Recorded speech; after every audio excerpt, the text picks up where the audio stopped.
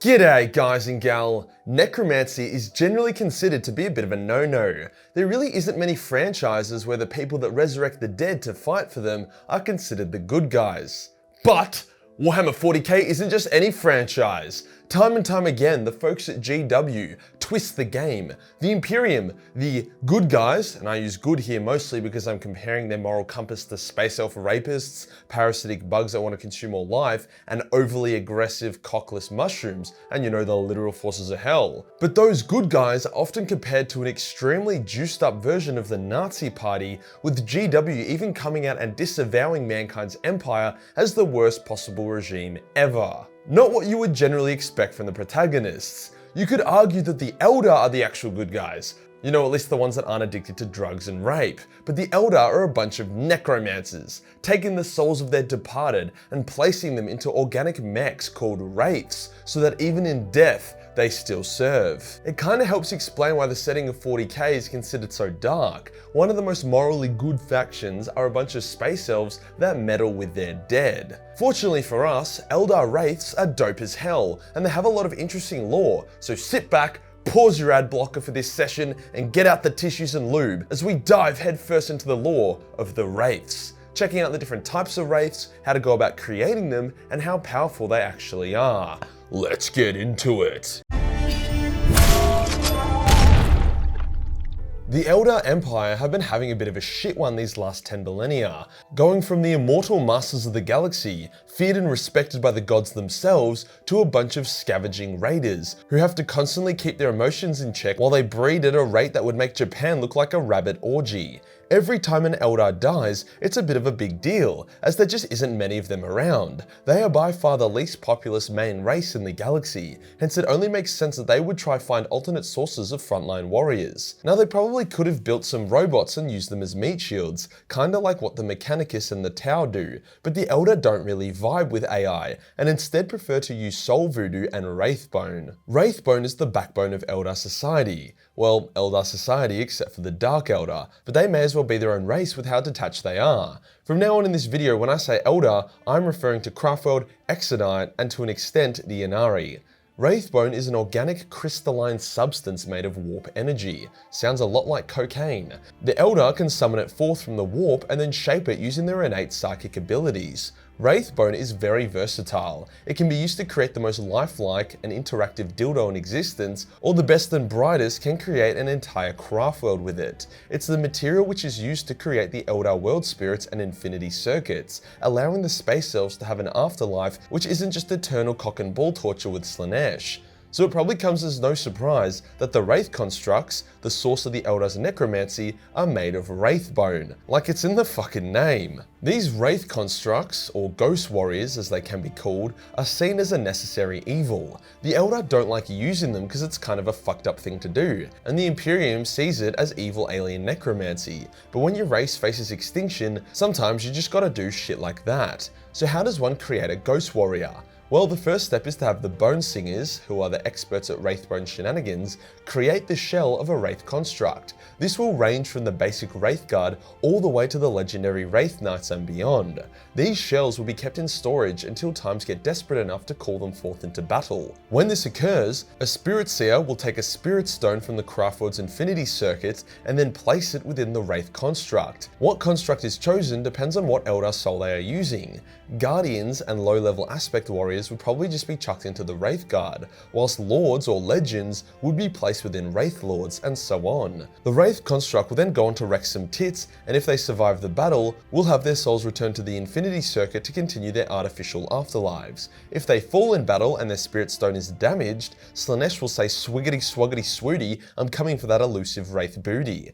If their Spirit Stone is undamaged, then sweet. If their Wraith Construct is damaged but their Spirit Stone is undamaged, then sweet. They'll either be recovered after the battle or straight up placed in a new construct mid-battle.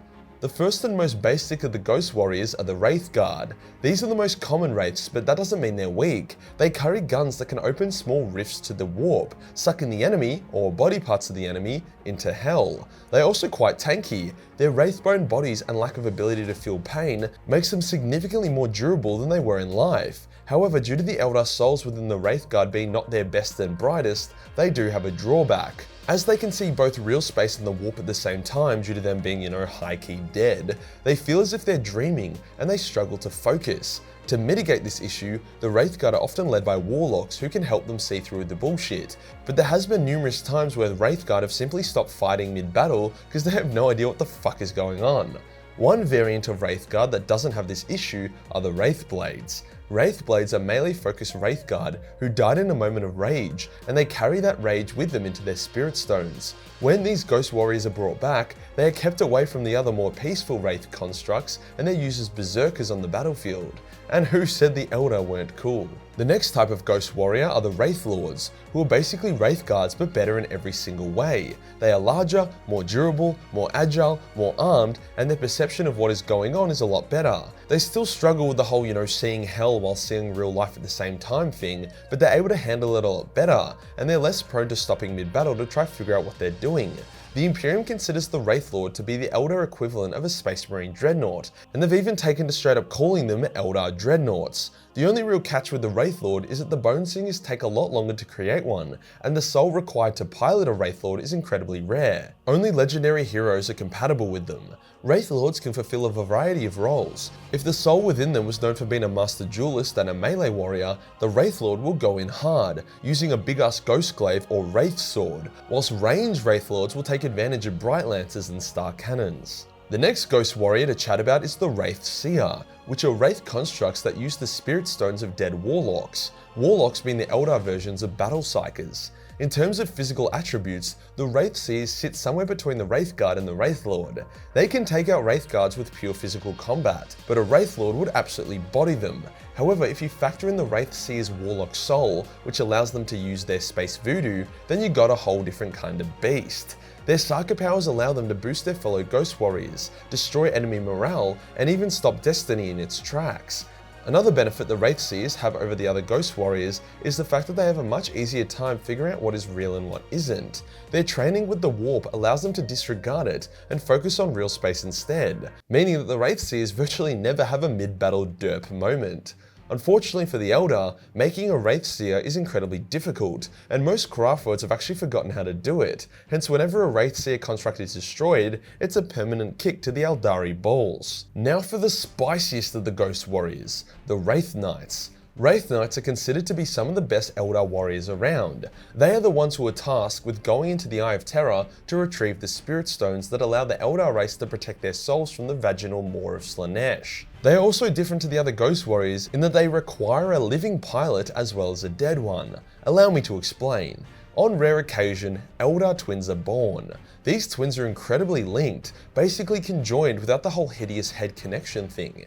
Their thoughts, feelings, and souls are linked. When one twin dies, the other twin will begin dying, and will generally just straight up kill themselves. However, there is another path. The Spirit Stone of the dead twin can be placed within a Wraith Knight, but it isn't enough. The living twin will also need to enter the Wraith Knight, which will wake it up and create a legendary hero. A Ghost Warrior with all the strength, durability, and power of a Wraith Construct, but with the grace, perception, and agility of a still living Eldar. Sounds pretty good, right? Wrong. Being in a Wraith Knight is fucking horrible. The living Eldar is put there in stasis permanently, with only their dead sibling to keep them company. Due to the value of a Wraith Knight and the rarity of Eldar twins, the living Eldar will often be coerced and sometimes forced into the Wraith Knight construct. There's a really good bit of the Valador book that details this process. Basically, after the Battle of Liandon, where most of the Craftworld died, an Eldar man is carrying his dead twin sister's Spirit Stone, and he's not in good shape. He smashes his own house, drinks a shitload of bevies, and passes out. He wakes up paralyzed in a Wraith Knight with his brainwashed dead sister, and a Wraith Seer basically tells him that he either mans up and pilots the Wraith Knight, or they will take his sister's Spirit Stone from him forever, and he'll never see her again. The scene ends with the brother trying to scream, but no noise comes out. Not fun, but definitely worth it for the Eldar as a whole. The Wraith Constructs don't stop there, however. Theoretically, you could make anything a Ghost Warrior as long as it's made of Wraith Bone and has a Spirit Stone in it. Here's a thought: what if your husband dies, and you've got that Wraith Bone dildo we were talking about earlier? Yeah, you can probably see where I'm going with that. Moving on, there are Wraith Constructs called Wraith Ships, which are medium-sized spacecraft made out of Wraith Bone and Soul Magic. The crew works with the living ship to create a perfect organism that will always fly to absolute perfection, zero margin forever. It's very wholesome. A very non-wholesome Wraith Construct ship is the Hemlock Wraith Fighter. These Wraith Bone ships are very controversial because they are very mean-spirited. This ship is basically a mini infinity circuit piloted by a living spirit seer. The Spirit Seer combines his power with the many dead Elder Souls infused into the ship to create a creature of pure horror and nightmare. The ship will fly by the enemy and unleash a barrage of pure warp horror. This horror is so powerful that it can sever the Tyranids linked to their hive mind, and it can even scramble the engrams of Necrons, meaning they are vulnerable to permanent death. That's right, the presence of a Hemlock not only disrupts the soul, but also the soulless. As such, it will probably come as no surprise that the Spirit Seer pilots eventually go insane from piloting it, and often will die mid-flight, only for the Spirit Stones to take over and continue their flight of terror. Once again, not super fun. So as we can see, whilst Wraith Constructs are incredibly powerful, there is a pretty big drawback. The Elder do not like using Ghost Warriors, but no Craftworld will straight up refuse to. Craftworld Liandon is mostly made up of Ghost Warriors, since the big ass battle against the Tyranids they had. The Liandon Ghost Warriors refused to go back to the Infinity Circuit, which has in return warped large parts of the Craftworld into Wraith zones. I can't say I blame them. Sure, Necromancy is not the most ethical hobby, but the Wraith Constructs maintain a decent amount of free will, and it's not like they're used for necrophilia and shit, so in a galaxy full of horrors and torment, a couple aesthetic zombies running around is really not a big deal. If you enjoyed the video and you want to support the channel, then Patreon is the place to be. Only $1 per month to give you access to a boatload of schmol schlammer hentai. Hit the subscribe button and then hit the real subscribe button for more lifeless content. Join the Discord for more memes and I'll see you in the next one. Peace.